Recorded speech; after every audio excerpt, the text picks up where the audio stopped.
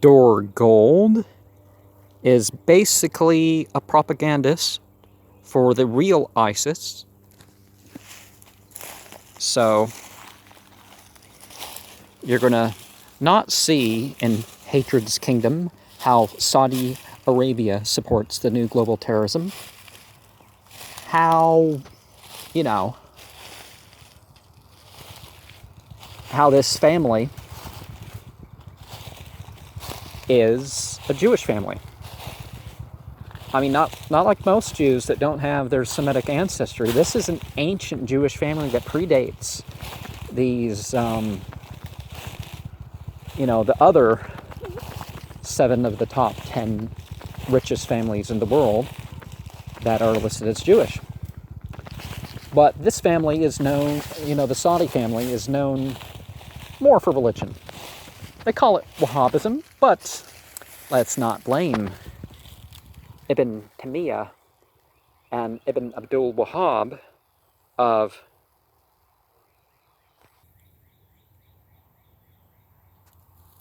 the late 1200s of the Common Era to the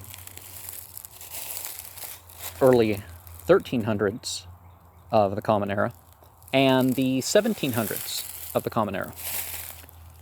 And let's not ignore the fact that one of the underlying currents for this book is ignoring that people have a right to defend themselves. Ignoring that a lot of what comes out is not so much religion, but reaction to, the colonial powers, the cultural imperialism of the corporations to follow, the Crusades before that, the appearance of the term Holy War. Now, certain things went too far. What didn't go too far is the idea of monotheism. Not having the ethics so much, you can lay some blame on Ibn Abdul Wahhab, but most of this blame that you see is something that you can say about the third Saudi Kingdom government, which we're currently in, but it started before that. It took a couple tries before it stuck so long. And Ibn Abdul Wahhab was part of the first kingdom, by the way. We can see how the death of Sheikh Abdul Aziz bin Baz was part of what led up to September 11th. Now, glossing over September 11th like it had to be about terrorism. It had to be just, they hate us for our freedom or some nonsense like that. There was definitely motivations to be had there. Whether it was justified or not, I'll leave up to the viewer to decide for themselves. And a lot of the stuff we have is nationalism that was stirred up by the colonial powers. And certain cultural inflections, whether it was actually just a material or psychological way of expression that was a little bit different, or what? These persecutions seem to be more political. Now, Saudi Arabia, you can make the point even that between Saudi Arabia and the Turkish Empire, in my lifetime, Saudi Arabia is responsible for most of the Muslim majority country killings, which, there's many, many reasons not to attribute that to religion. You can look at the 165 jihad verses, as they're called. I know that's more verses than the word is in, I think, but you can look at the 43 Gawaza, the expeditions. And those also, they weren't to force people to change religion. In the expeditions, the rule under Muhammad ibn Abdullah, the prophet, peace be upon him, the rule was that no one was allowed to fight merely to change the borders or merely to get slaves or some sort of treasure, resource, whatever you call wealth, or to force conversion. That was not it at all. No one was ever attacked for blasphemy, or which in what we hear about in Wahhabism, this blasphemy that people have, it's really just a political thing. You criticize, you say something different than somebody in authority, and that's where they implement these blasphemy laws, which, by the way, like a lot of stuff, they caught from the colonial and crusader powers. Or, there was some stuff in other areas, but hatred's kingdom, of course, we are talking about Saudi Arabia.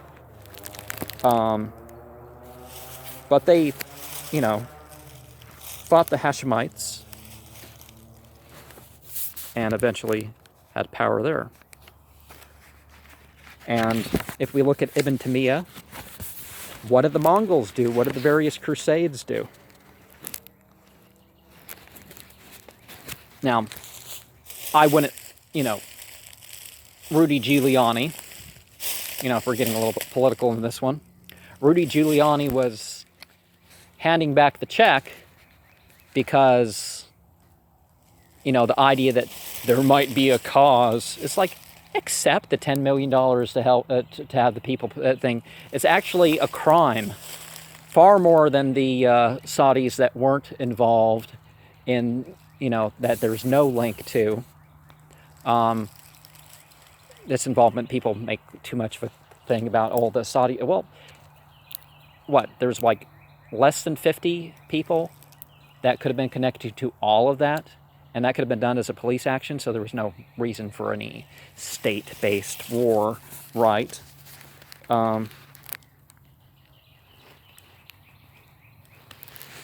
And, yeah, differing in religion. Differing in religion leads to dialogue and a way to talk about people. The idea of, well, the Jews have this ethnocentric sort of thing, and the Christians put polytheism onto that. That's real.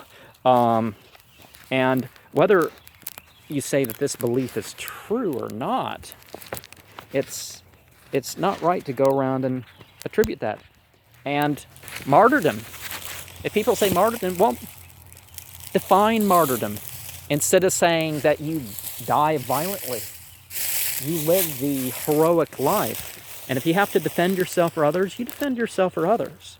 There's nothing inherently wrong with that. Now, people going too far, I will agree that Hamas and Hezbollah and stuff, there has been some problems with that. And perhaps the hatred should be against what's considered to be bad beliefs, bad actions, right? Not, not the people per se, because then you can deal with them. And suicide. Islam doesn't allow suicide.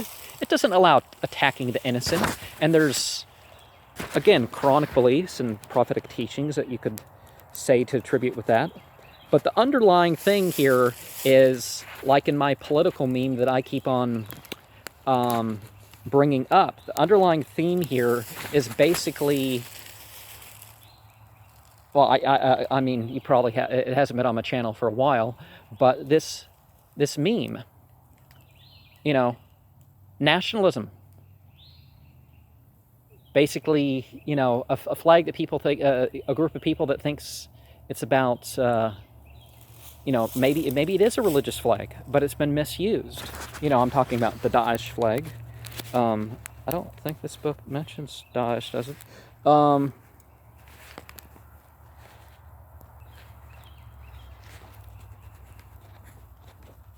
And yes, things lead to it. But really, 15 million people, 60 million refugees, 65 million refugees at a single time. Isn't there a better way to deal with this war? You know, have we turned the war of terrorism, you know,